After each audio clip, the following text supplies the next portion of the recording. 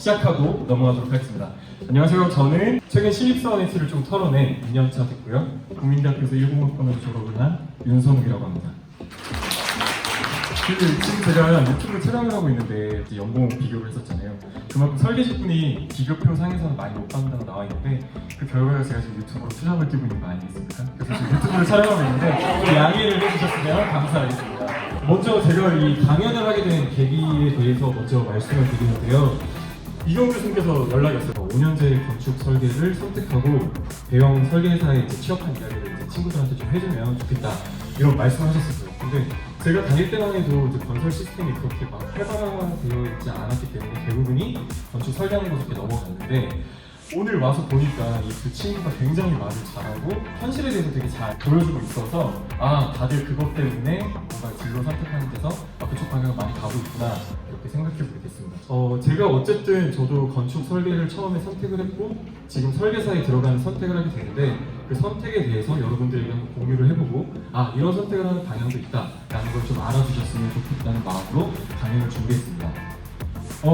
여러분들도 다 아시다시피 인스타그램 다들 하시죠?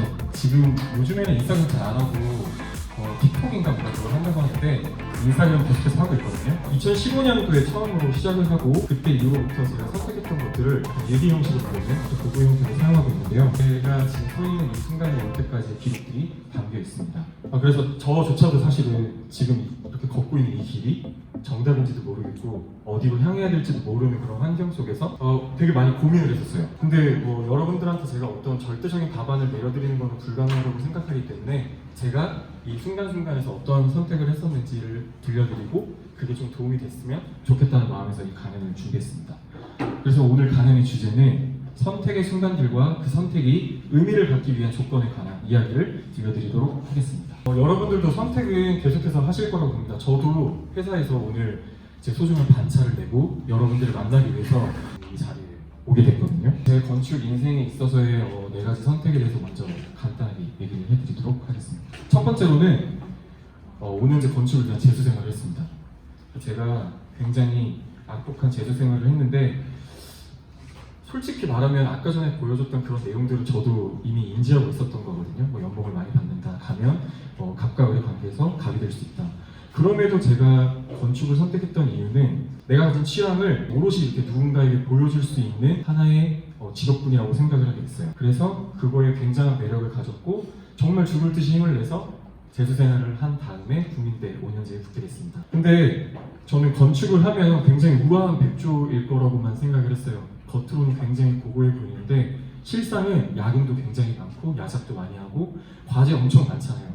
그리고 또 건축에서 되게 중요한 부분이 뭐냐면 사람마다 너무나 확고한 취향을 가지고 있어요. 그렇다 보니까 제가 학교에서 교수님들의 크리틱을 받을 때도 그랬지만 필드에 나가서 이제 거기에 있는 시공사도 있을 것이고 건축주도 있을 것이고 또 심지어는 제 옆에 앉아있는 그런 선배님들한테도 제 취향에 대해서 공격받기도 하고 그거를 되게 처절하게 방어를 하는 그 상황이 계속해서 이렇게 연속이 됐어요. 그러다 보니까 건축을 굉장히 좋아서 선택을 했는데 제가 점점 지쳐가게 됐어요. 그래서 두 번째로 했던 선택은 제가 휴학 생활을 선택하게 됩니다. 그래서 제가 이렇게 지쳐가는 시간에서 휴학을 선택하게 됩니다.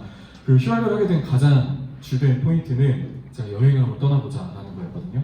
근데 이제 건축을 선택하고 여유가 없다고 했는데 여러분들도 그렇겠지만 굉장한 불안감과 초조함이 계속해서 저를 덮었어요. 그러다가 저도 모르는 사이에 인턴 생활을 하고 있게 되고 계속해서 뭔가 남들과 비교하면서 나는 이 길을 가기 위해서 인턴도 해야 되고 프로그램도 공부해야 되고 그런 것들을 너무 많이 하다 보니까 내가 지금 뭐 하러 이렇게 휴학을 했지? 라는 생각을 한 번 더 해보게 되더라고요. 그래서 이 불안한 마음을 다 집어버리고 그냥 비행기 티켓 하나 끊어서 배낭 하나 메고 유럽으로 떠나버렸어요. 근데 제가 부모님께 이렇게 손을 벌려서 여행을 떠날 수도 있지만 그거는 사실 어떤 의미를 찾아간다기보다는 하나의 어떤 도피성이 될 수도 있다고 생각을 해서 그 전에 벌어놨던 돈 500만 원만 딱 들고 제가 3개월 동안 배낭여행을 떠났거든요. 그래서 터키에서 시작해가지고 이제 영국에서 끝날 때까지 굉장히 많은 나라를 도보로 이렇게 돌아다녔었어요. 근데 그렇게 여행을 하고 있는 와중에도 저는 뭔가 굉장히 이 여행을 하면서 의미를 얻기보다는 더 불안하고 초조했어요. 남들이 하는 것들은 다 보러 다녀야 됐고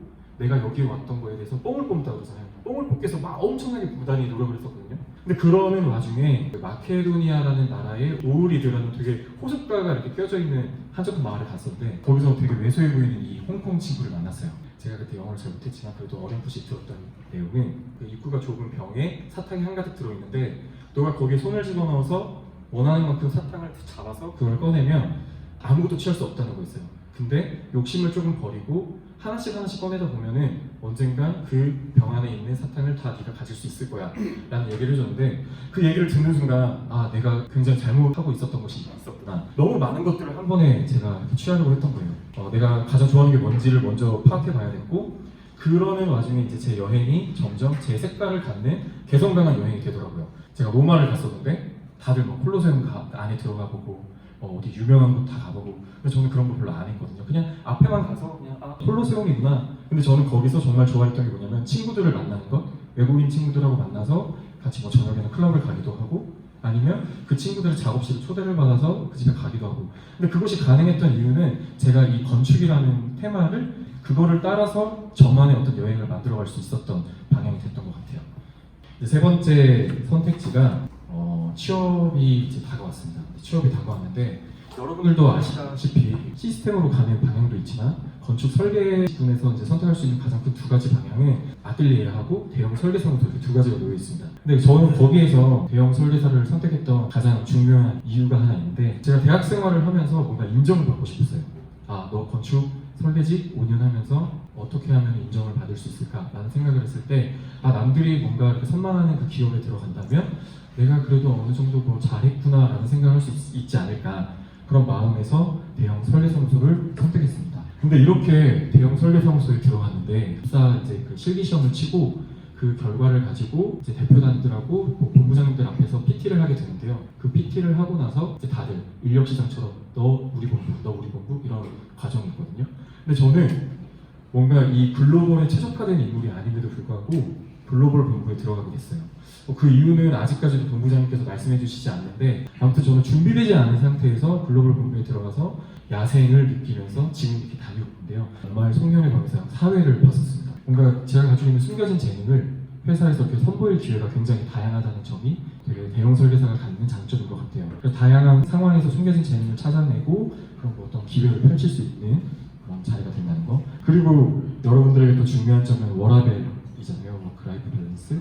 동호회도 굉장히 활성화되어 있고 언어에 대한 부분도 지원을 굉장히 많이 해주고 있고요. 그러니까 그만큼 그 개인으로서 그 사람의 어떤 워라밸을 지켜주기 위해서 부단히 노력하고 있거든요. 그래서 뭐 저는 클라이밍도 하고 있고 수영도 하고 있고 여러 가지 활동을 하고 있습니다. 그 다음으로는 현재 진행형인데요. 여러분들도 선택을 계속해서 해 나가시겠지만 이제 저 같은 경우는 이 건축의 풀 속에서 뭔가 저만의 개성을 좀 나가야겠다고 생각을 했어요. 그 방법 중에 하나가 나를 브랜딩 해보자. 브랜딩하는 하나의 방법이 제가 유튜브를 최근에 시작을 했거든요. 뭔가 나에 대한 브랜딩을 해 나가고 내가 처음에 건축을 선택했을 때 이 건축을 나중에 어떻게 활용할 것인가에 대한 방안으로서 시작을 했던 거거든요. 여기서 이렇게 좀 결론을 짓자면 인생에서 정해진 정답이 전혀 없잖아요. 근데 여러분들은 어쨌거나 처음에 건축이라는 그 직업군을 선택을 했고 그거에 대해서 공부를 해 나가는 과정이 있기 때문에 해봐야지 알잖아요. 제가 재수 생활을 하면서 굉장히 후회했던 게 왜 엄마 말을 안 듣고 공부를 안 해서 내가 이 고생을 하고 있나. 근데 그 고생을 해봤기 때문에 대학교에 들어와서 건축이 주는 어떤 소중함도 알게 되고 제가 국민대도 문 닫고 들어왔거든요. 근데 나갈 때는 손가락 안에 들기 해서 나갔거든요. 그러니까 그 이유가 뭐냐면 내가 선택한 거에 대해서 굉장히 애정을 가지고 흥미를 가졌기 때문에 가능한 거거든요. 다시 원점으로 들어가서 말씀을 드리면 그 어떤 선택의 순간에 놓여있는 지금 내가 왜 처음에 그 선택을 했는지 한번 깊게 고민을 해보시고 더 성공한 선후배로서 사회에서 만났으면 좋겠습니다. 그럼 여기까지 하겠습니다. 감사합니다.